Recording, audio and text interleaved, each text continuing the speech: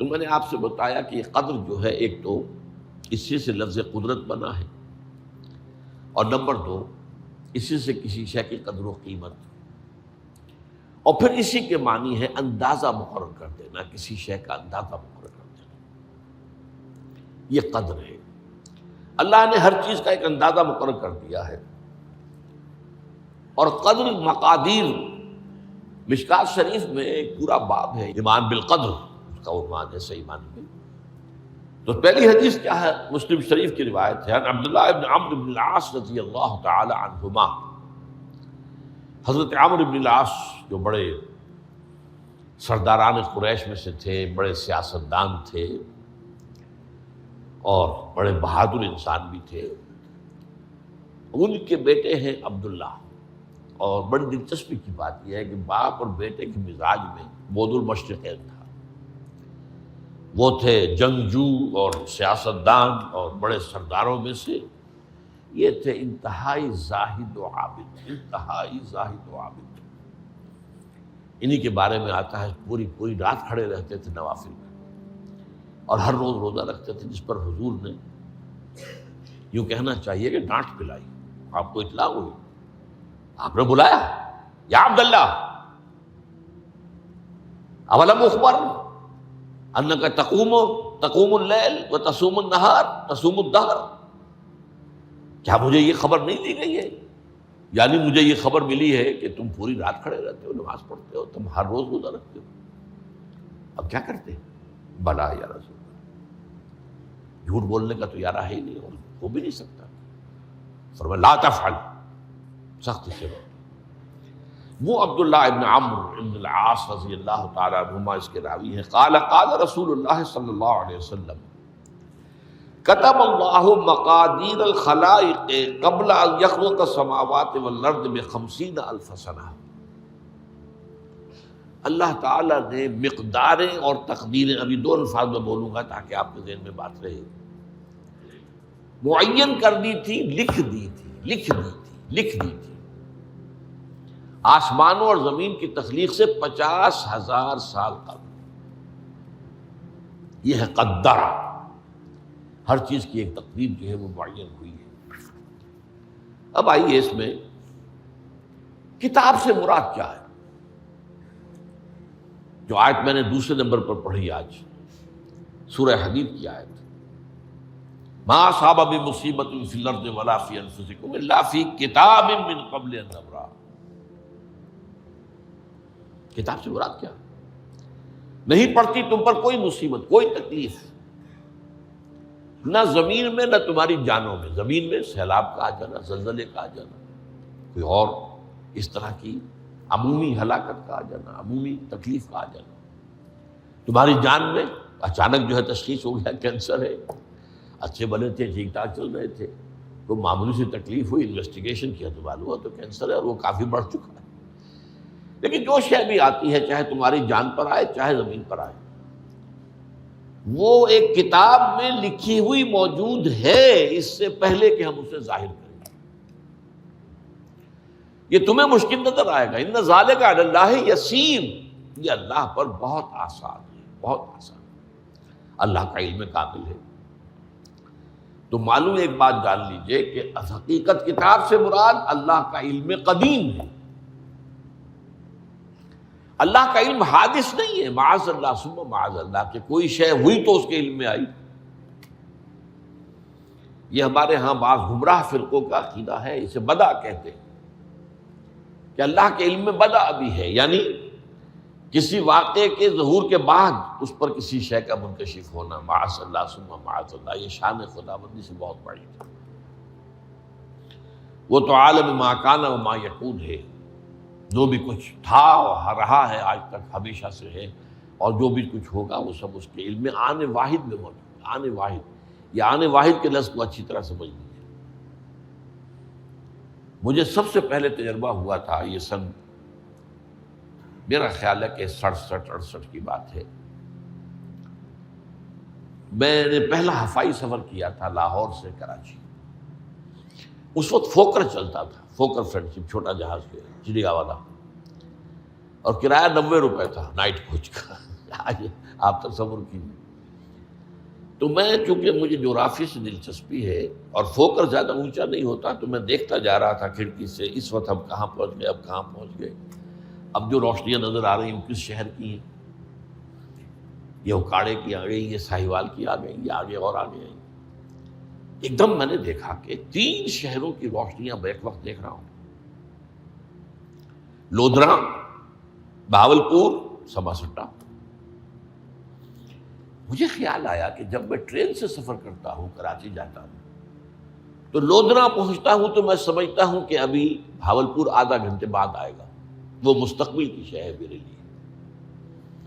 بہاولپور پہنچتا ہوں تو لودھرا میرے لیے ماضی کی بات بن جاتی ہے. آدھے گھنٹے پہلے لودھرا آیا تھا، اور آدھے گھنٹے کے بعد جو ہے سماسٹا آئے گا.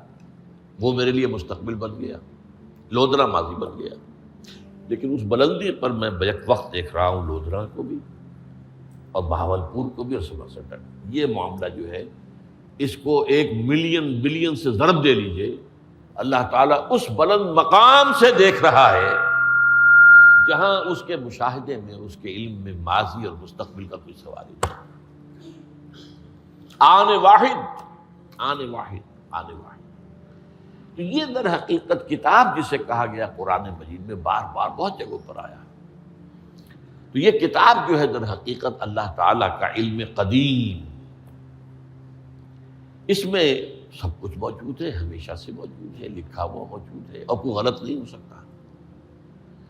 آگے چل کر گفتگو ہوگی اصل میں بعد میں کہ تقدیر کے جو عام عقیدے میں ہم تقدیر کہتے ہیں اس کے 2 پہلو ہیں.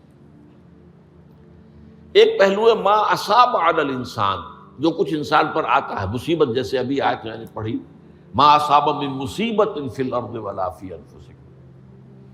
ہم ہر وقت زد میں ہیں، کوئی تکلیف آ گئی، کوئی مصیبت آ گئی، کوئی بیماری آ گئی، کوئی حادثہ ہو گیا، کوئی بچہ فوت ہو گیا، کوئی عزیز جو ہے وہ فوت ہو گیا. یہ ہر وقت حوادث ہے. تو جو بھی کچھ پیش آتا ہے وہ علم خداوندی میں ہمیشہ سے تھا. یہی وجہ ہے کہ ایک اور حدیث ہے ابن الدیلمی سے، لمبی حدیث ہے وہ، لیکن اس کے اندر جو آخری ٹکڑا ہے وَتَعْلَمَ، یعنی انسان کے نجات کے لیے لازم ہے کہ یہ بات بھی تم جان لو انما اصابک لم یکن لیخطئک وانما اخطأک لم یکن لیصیبک ولو مت علی غیر ھذا. اگر تم اس کے سوا کسی صورت پر ہوگے تو جہنم میں داخل ہو جاؤ گے، دخلت النار. یہ جان لو کہ جو چیز تم پر آئی وہ آنی ہی آنی تھی. دیکھیے ہوتا کیا ہے، کاش کہ میں اگر یوں کر لیتا تو یہ نہ ہوتا. بس یہی ایمان بالقدر کے منافی ہے. جو ہوا ہے وہ اللہ تعالیٰ کے ہاں تو پہلے سے طے تھا، ہونا ہی تھا. تمہاری کوئی تدبیر، کاش کہ میں اس وقت یہ کر لیتا. یہ لو، اسی لیے ایک حدیث میں الفاظ آئے ہیں ان کلمۃ لو تفتح عمل الشیطان. اس لو سے، کاش، اس سے شیطانی عمل شروع ہو جاتا. کاش کہ یہ ہو جاتا، کاش میں یہ نہ کرتا، کاش کہ ہو جاتا. تو یہ نہیں. تعلم انما اصابک لم یکن لیخطئک. تو جان لے اس بات کو کہ جو چیز تم پر آئی ہے وہ ہرگز ٹلنے والی نہیں تھی. کوئی تدبیر تم کر لیتے، کوئی کسی وقت کوئی ہیلا کر لیتے، کوئی تم قدم اٹھا لیتے، کچھ بھی کر لیتے، وہ تو آنی ہی آنی تھی. وما انما اخطاک، جو چیز تم سے چھوٹ گئی، رہ گئی، نہیں ملی. ایک ویکنسی ایڈورٹائز ہوئی تھی، آپ نے بھی درخواست دی تھی، آپ کو نہیں ملی. اب آپ ہو کاش کہ میں نے فلاں سے سفارش کرا لی ہوتی. بس گئے. تو جو چیز چھوٹ گئی وہ چھوٹ جانی ہی تھی. اس میں قطعاً جو ہے کوئی شکل، کوئی تدبیر، کوئی سفارش، کسی طرح کا کوئی بھی ہیلا، کوئی جو ہے اس پہ کارگر نہیں ہو سکتا تھا. لم یکن لیصیبک ومت علی غیر ذلک. اگر تو اس کے سوا کسی کیفیت پر تیری موت واقع ہوئی، اگر یہ یقین نہیں ہے، یہ ہے تقدیر کا وہ مفہوم کہ جس کا تعلق ہے علی ما اصاب الانسان. جو انسان کے اوپر وارد ہو رہا ہے اس کے ضمن میں تقدیر کا مفہوم کیا ہے کہ جو ہوا ہے وہ تو ہونا ہی تھا. اس میں تو کسی شک و شبے کی گنجائش نہیں، بالکل قط اللہ تعالیٰ کا فیصلہ ہے۔ البتہ در حقیقت ایک دوسرا پہلو ہے، ما یفعل الانسان، وہ جو انسان کرتا ہے۔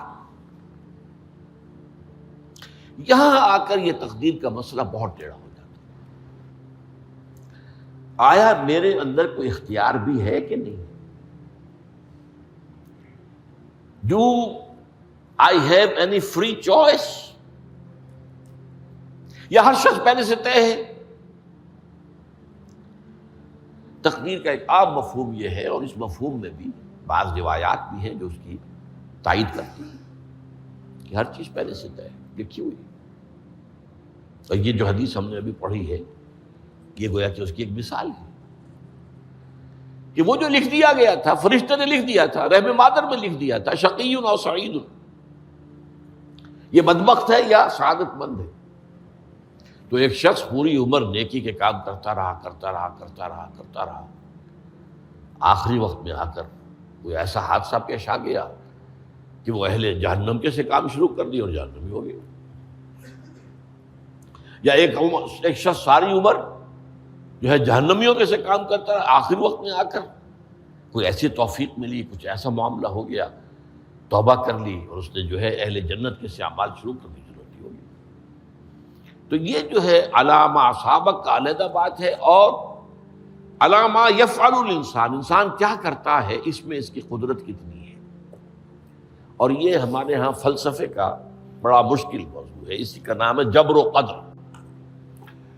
ہمارے اسلاف میں بھی کچھ لوگ ایسے ہیں متکلمین میں سے، دیکھیے ہمارے ہاں ایک وہ لوگ ہیں کہ جو اس پر قناعت کرتے ہیں کہ جو اللہ نے کہہ دیا اور رسول نے کہہ دیا، اس سے آگے ہم مین میخ نہیں نکالیں گے، وہ محفوظ راستے پر ہوتے ہیں۔ لیکن بہرحال انسان کو اللہ نے ایک عقل بھی دی ہے، اور یہ عقل سوالات اٹھاتی ہے، اور جو زیادہ ذہین انسان ہوتے ہیں ان کے اندر ان کی یہ مصیبت زیادہ ہوتی ہے، لہٰذا وہ تو سوچتے ہیں، کچھ نہ کچھ غور و فکر کرتے ہیں، بات سمجھنے کی کوشش کرتے ہیں۔ اس میں اب ہمارے ہاں دو طبقے ہو گئے، جبریہ قدریہ۔ ایک نقطہ نظر یہ ہے کہ انسان مجبور محض، کوئی اختیار نہیں، اور ایک یہ ہے کہ انسان قادر مطلق ہے، جو چاہتا ہے اپنے فیصلے میں مختار مطلق ہے، تو فیصلہ کرتا ہے۔ انہیں قدریہ کہتے ہیں۔ تو جبریہ اور قدریہ ان کی بحثیں ہمارے یہاں، یہ وہی تقدیر کا مسئلہ جو میں نے کہا تھا، بحثوں میں آ کر الجھ جائے، آج تک حل نہیں ہوا، حل ہو سکتا ہی نہیں۔ اب اس کے ضمن میں علامہ اقبال کا ایک شعر آپ کو سناتا ہوں، وہ بہت اچھا لگتا ہے، بہت خوبصورت لگتا ہے شعر ہونے کے اعتبار سے۔ تقدیر کے پابند جمادات و نباتات، مومن صرف اللہ کے احکام کا پابند۔ اس میں انسان سے پابندی کی نفی کر دی گئی ہے، وہ صرف پابند ہے اللہ کے احکام کا۔ نتیجے کے اعتبار سے تو جو یہ شعر کہہ رہا ہے، جو بات وہ صحیح ہے، پابندی اصل جو ہے وہ اللہ کے احکام کی ہے، لیکن یہ کہ تقدیر کی پابندی سے انسان بھی پوری طرح آزاد نہیں ہے۔ یہ سمجھ لینا کہ یہ جمادات و نباتات ہی کا معاملہ، یہ غلط ہے، یہ مبالغہ ہے۔ ظاہر بات ہے کہ شاعر جو ہے، شاعر مبالغے سے بچ نہیں سکتا، چاہے وہ علامہ اقبال ہو، کوئی بھی ہو۔ تو اسی لیے سورہ شعراء کے اندر جو عام شعراء کی جو صفات بیان ہوئی ہیں وہ آپ کے ذہن میں آ گئی ہوگی۔ مبالغہ کرتے ہیں، فی کل واد یہیمون انہم یقولون ما لا یفعلون، وہ کہتے بھی وہ کچھ ہے جو کرتے نہیں ہیں، اور یہ بات تو علامہ اقبال پر بھی چسپاں ہوتی ہے۔ بہرحال یہ شعر ذرا پھر نوٹ کیجئے، تقدیر کے پابند جمادات و نباتات، مومن صرف اللہ کے احکام کا، کوئی بات صحیح نہیں ہے۔ انسان بہت سے اعتبارات سے مجبور ہے۔ سب سے پہلے جو ہے انسان کے اندر ایک تقدیر نوعی ہے، نوع انسان۔ چھوٹی سی چڑیا اڑتی پھرتی ہے، انسان نہیں اڑ سکتا، آپ نے ٹھیک ہے مشین ایجاد کر دی، جہاز ایجاد کر لیا، آپ دوڑ رہے ہیں 500 آدمی اور سینکڑوں من سامان لے کر جو ہے وہ جا رہا ہے، 747 ہو یا 757 ہو، یہ کر لیا ٹھیک ہے، خود نہیں اڑ سکتے، اب کیا کریں گے آپ؟